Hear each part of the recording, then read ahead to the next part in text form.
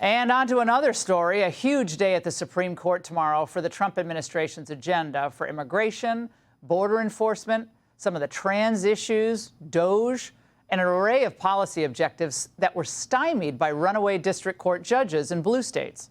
One judge issues a nationwide injunction, and look, what he can do is deep six that policy and deep six and undermine the will of 77 million voters.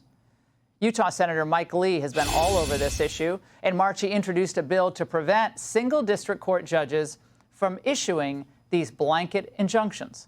Senator, I'm going to be at the court tomorrow for this argument. It's going to be a long one, up 2 hours plus. What do you think will happen? I know it's hard to predict what the court will do, but this has been such a thorn in the side of the Trump administration. What's the legal case here?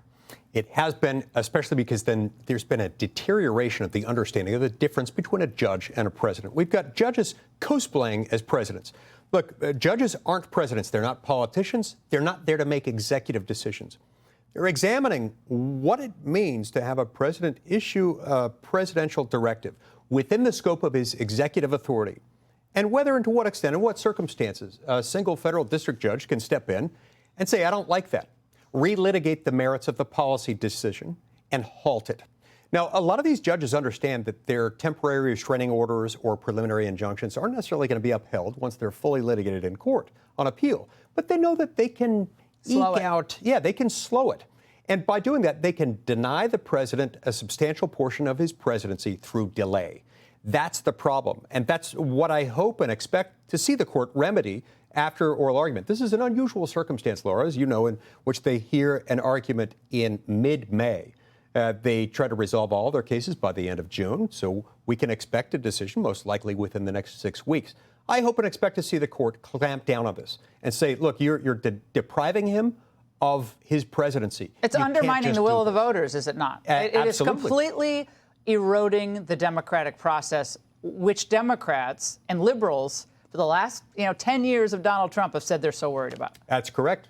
There is a good reason why the executive power and the legislative power under Article 2 and Article 1 of the Constitution is vested in our system only to elected officials. Judges play a different role. They're not there to decide what the law should be, what the policy should be. They're there to adjudicate based on what the law says, to interpret what it says. These guys are making policy, and they're doing it under the guise of judging, and it's wrong. I mean, for everything from the DOJ cuts to USAID funding to immigration policy, some of the border enforcement issues, deportation. I mean, this is really the Trump agenda, the core of it, domestically at least. It is indeed, and it's all too tempting if you're an NGO or an activist group or an individual activist to go judge shopping. There are certain federal district courts and federal district court judges, including a lot of those serving on the U.S. District Court for D.C., where they've got a lot of left-leaning judges. They've got pretty high odds of getting a really sympathetic left-leaning judge who hates Donald Trump and wants to undermine him at every turn. In many instances, you've got judges with close family and personal connections to those who have been involved in this. Judge James Boasberg is one of them. Boasberg. What do you think of the justices speaking out about the, quote, attacks on the judiciary? When you and I were clerking, Supreme Court justices, they would talk, in academic circles.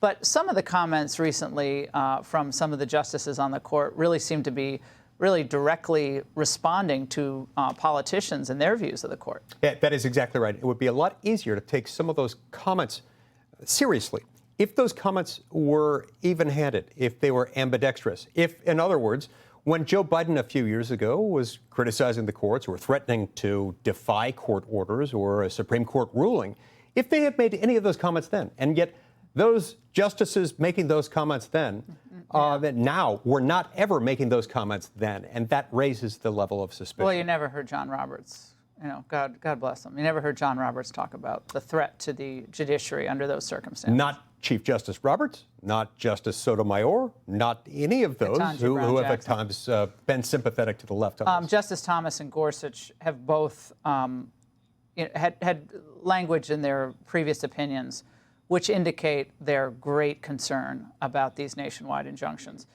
Justice Thomas, universal injunctions are legally and historically dubious. then common practice of trial courts ordering relief that transcends the cases before them. That's Justice Gorsuch. It looks like those two have had about enough of these nationwide injunctions. But the real question is, I guess, Kavanaugh, although he's kind of an executive branch guy, Amy Coney Barrett, and who else might be? Oh, the chief. Yeah, and the chief. Look, there's always some uncertainty as you approach a Supreme Court argument. I do think, though, we can probably count to 5, possibly 6, possibly even higher. Possibly Kagan. Yes, because this is not distinctively political, Laura. This is a constitutional issue. If we look at this from the standpoint of what Article 3 of the Constitution, which outlines the authority of the courts, what it does, it gives the courts the power to decide cases and controversies based on the meaning of the law, not to relitigate policy determinations. That's the problem we have here. That's the problem I hope and expect to see the Supreme Court resolve in the case being argued tomorrow. And it also reminds us that the Trump administration needs to get a lot of judges confirmed. 100%. A lot. And McConnell was good at that, so they got to move on that. Senator, great to see you. Likewise. I'll report back to you what I see tomorrow. Hey, Sean Hannity here. Hey, click here to subscribe to Fox News YouTube page and catch our hottest interviews and most compelling analysis. You will not get it anywhere else.